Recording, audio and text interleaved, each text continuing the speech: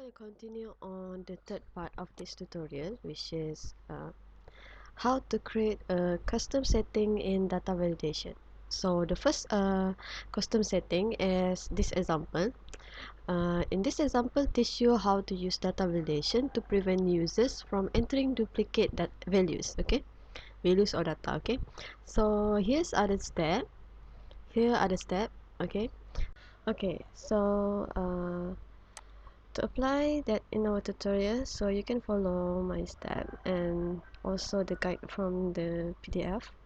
So I'm gonna show you here. First you have to select this from the B2 column until B20, and then you have to click on this and make sure that you select custom, and then make sure that you click on ignore blank, and then this is the formula. So make sure that you type it one by one. Make sure that you will not miss all the columns selected, as this one is select the column B2, but make sure that you include the dollar sign and include the and then followed by the column B20, and make sure that uh, the formula is right, and we put one here because we don't want the data to be duplicate. So as the data only entered once. Okay, so at the input message, you should select this one, show input message when the cell is selected, and the title is invoice number. Please enter a unique invoice number, and then the error alert is for if any duplicate data entered, so it will show a duplicate entry and an error message, which is you already entered this invoice number.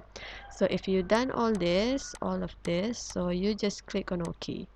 So now we're gonna try to input one invoice number. So I'm gonna write 12345, and then we're gonna look either our function as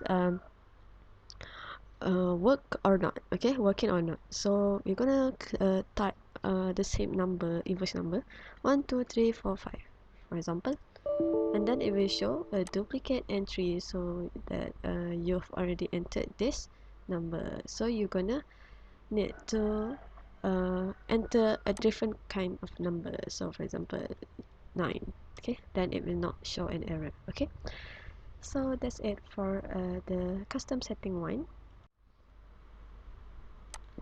Okay, next we go to custom setting 2. Okay, this example shows how to set data validation to prevent users from exceeding a budget limit. So here is all the step where we use sum to sum function to calculate all the data here. Okay, now we're gonna apply that in our Excel. So to do that, you have to select the column C5 until C17. So make sure that you select until 17, and then you click on this, and this is all the setting. Make sure you input this formula, and then this formula is for to make sure that all the budget is not exceed 150 ringgit. So that's why this is have the equation here, not more than 550. Okay, at the input message, make sure to click this, and you put the title, enter your budgeted, and the input message is be careful when shopping, your budget cannot exceed 150. And then at the error alert, make sure that you click here, and the title is more than budgeted, and you can only spend 150. So click on OK. So to test whether the equation is right or not, so I'm gonna add here the 10 list, which is, so I'm just gonna put, for example, I buy cat food. Okay, price is 30 ringgit. Okay, very expensive cat food.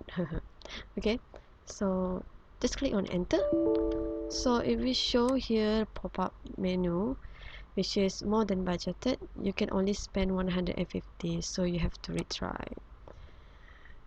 So for example, I entered 12, still not satisfied. So that's all for this tutorial. Thank you.